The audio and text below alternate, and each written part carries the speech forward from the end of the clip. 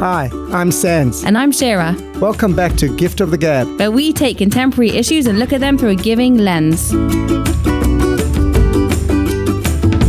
Did you know that the average person spends 90,000 hours in the workplace? 90,000. They only worked half time, obviously. That's a third of their lifetime. That's a lot of time. So trying to work out a day, 24 hours, third is 8 hours a day. Okay, that's a pretty big chunk of time to think about it. It's powerful. And so it got me thinking, like, the focus today should be on how to be a giver in the workplace, because it's such a, as we said, such a key part of your life. Love that. How can you be a more giving person in the workplace? So throw me out a tip. What you got? Okay, so the first thing I was thinking is based on personal experiences and previous years. I guess especially for some people that aren't around a family or whatever, these people in your office, the people that you work with, if you're not remotely working, are people that you're probably going to be the most in contact with in their entire week. I don't know if you agree with that. No, sure. I think the whole remote working thing boils down, it comes into that. And I think people are seeing, as much as that works for a lot of people, interaction is so important. So key. And just having, positive, good interactions with people is powerful. Yeah. So I think, what you're saying is very, very important, that a lot of people, they go home, they don't have a full house, and that can be more challenging. And so by the end of the week, we are all sick of each other, and I don't really want to see people's faces. Talk for yourself. But it got me thinking that probably if someone was going through something or feeling a bit down or whatever it was in their lives, their colleagues would be the first ones that should be noticing it.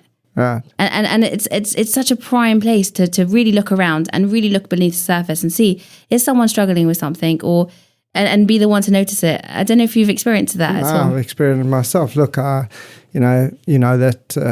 I had a bit of a tougher time last year. My father wasn't well. My mother passed away. Yeah. Things were tough, and you kind of ride the wave. You have to carry on, keep things. But a lot of my colleagues, part of the team came and privately, said, "Listen, I know you running everything, but having said that, take some time, breathe, go for it, and that was very helpful and very comforting and consoling to me. So I appreciate that immensely, that even, they had the feeling to say that to me. Yeah, it's so true. It's so true. It's key. I remember the days when I come in a really bad mood after having a really bad morning, and just someone will just say something to cheer me up or something, because they can see that I'm down. It changes the whole day, the whole way my day's gonna work for the rest of it. It's amazing. Definitely. It's really amazing. So I would say also, I think we should, we take it as a given in our office, that, making tea for people. Now, my first job in the UK, we had a rota,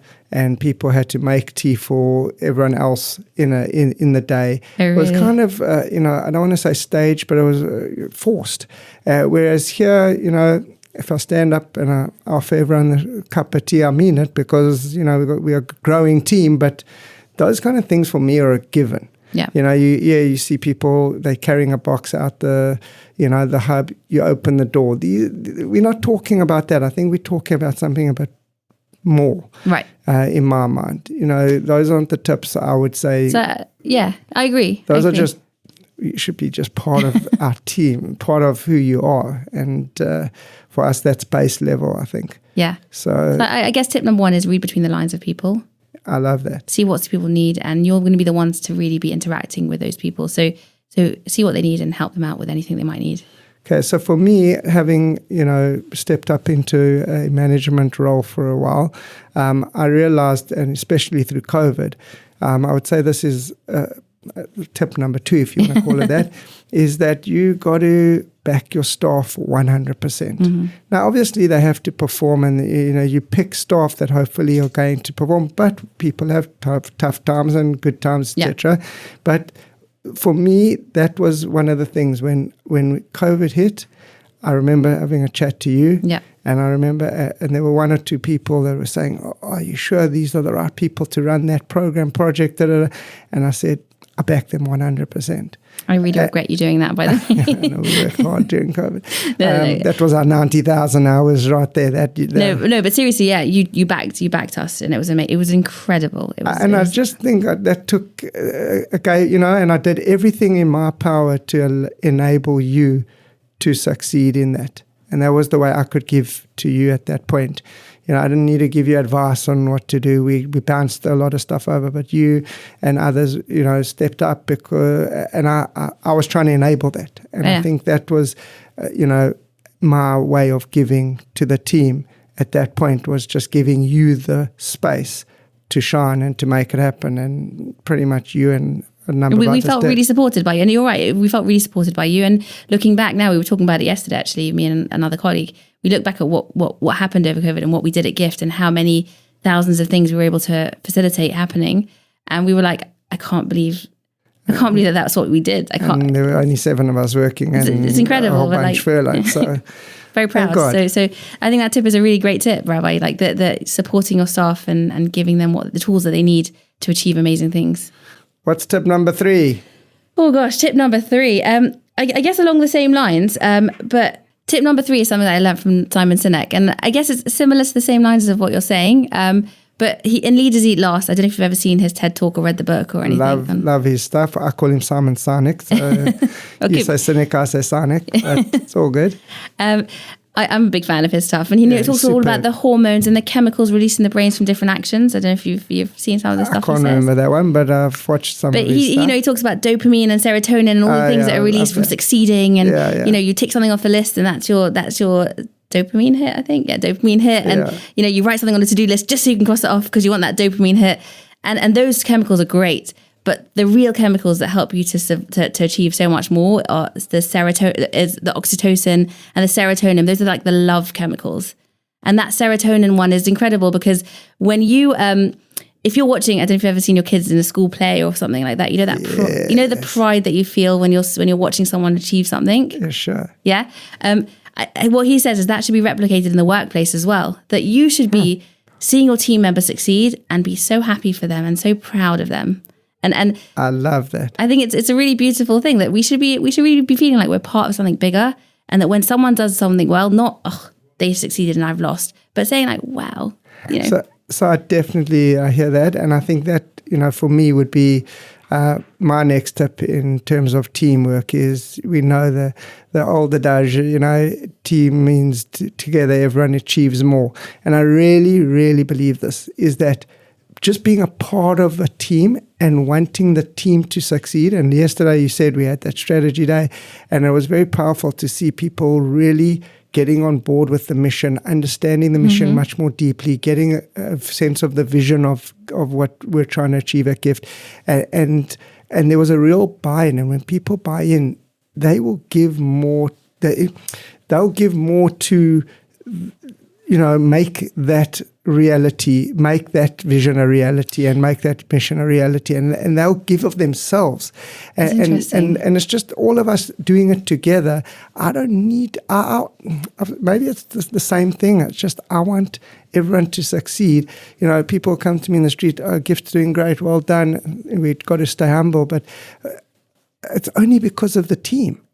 It's only because the people in the team are looking out for each other, are not trying to step on each other's heads and get above. And that, I think, can be a very dangerous situation in maybe more corporate level. I don't know. I've never worked in the corporate level, not for the last 20 years.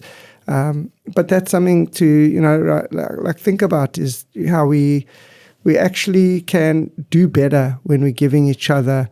It's an interesting approach because you're actually saying that not only is it good for you to be, obviously it's good for you to be a giver, but actually the productivity will increase as well. Everything gets better. Incredible.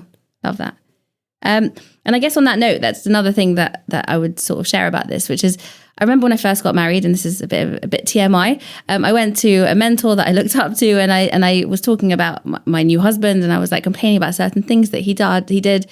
And the mentor sort of stopped me and said, wait, you have to understand, you're on the same team.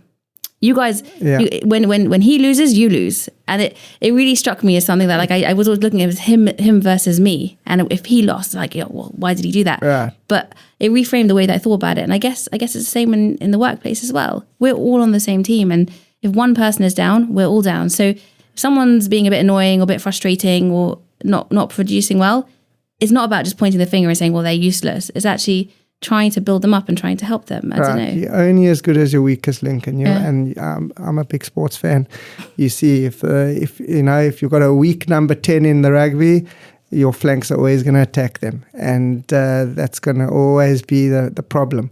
So you have to, and so what what's just the in solution? rugby terms, the flanks have to, you have to defend your number 10 if he's weak. Right. So we have to pick those people up and do, help them more and develop it and build them up and, make them stronger. And maybe just on that, I'll say that, we're looking, and we've discussed, internally at GIFT, the idea of, helping to upskill people, to give them more. I want our people, our colleagues to develop themselves. So we've developed an upskilling program for them, so that people can actually become better. And that's giving back to them, professionally. Yeah. If anyone's listening to this podcast, I need some advice on how to do my upskilling. I'm not quite sure what to invest in. Lots of areas that I want to focus on. Can't quite pick one. No, you're pretty cool. So I've really enjoyed this discussion on ways to give in the workplace. I mean, I think it's a huge topic that could be literally delved into for hours. Sure. And I want to end off with one quote that I really like from Simon Sinek as well. Again, Back to Simon. It says, in the military, they give medals to people who sacrifice themselves so that others may gain. In businesses, they give bonuses to people who sacrifice others so that they may gain. And whilst I wouldn't necessarily, I wouldn't necessarily say all businesses are like that. It's just a shame if that's the culture. It's a shame. We want to focus on putting other people first. You'll never lose if you're giving. Yeah, I love that. You will never lose, and your business will never lose if people are bought into a giving mindset. Definitely not. It's been great chatting, Shira. As always, till the next time, keep doing good things. GIFT's mission is to inspire and enable lifelong giving. Subscribe to Gift of the Gab podcast wherever you get your podcast from. And feel free to drop us a note at podcast@jgift.org if you have any comments or any suggestions of what we should be talking about in future. And of course, check us out on social media at Gift Charity for ways to get involved.